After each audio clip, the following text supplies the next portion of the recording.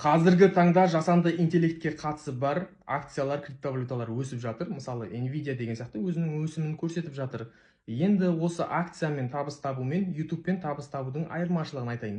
Акцияда сен көбірек акция сатып алған сайын, көбірек ақша құйған сайын, көбірек ақша таба аласың.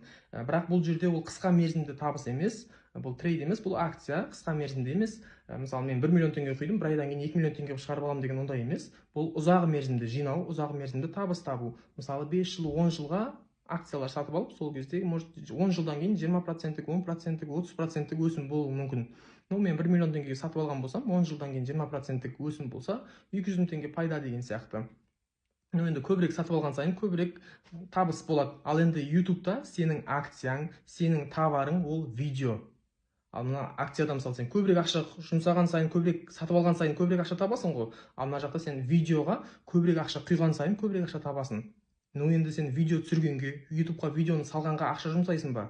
Ақша кетуі мүмкін, может бір реттік қана, может микрофон алам десең петличка, может мынандай бір лампа алам десең соларға шығын кетуі мүмкін. Басқа YouTube'ға видео түсіргенге, YouTube'ға видео жүктегенге ақша керек емес. Сосын сіз 1-2 айдан кейін YouTube'тың монетизациясын орындап, ережесін орындап монетизация қоссаңыз, ары қарай сізге пассивті түрде ақша түсіп отырады. Сіз видеоны көбірек салған сайын, көбірек түсіріп жүктеген сайын сіздің ақшаңыз өсе береді. Еще бұл бір ғана уақыттық емес. Мысалы, мен бір видео салдым, палау жасау деген видео салсам, ол осы айда ғана көрілмейді ол. Ол келесі айда да көріледі, келесі жылда да көріледі.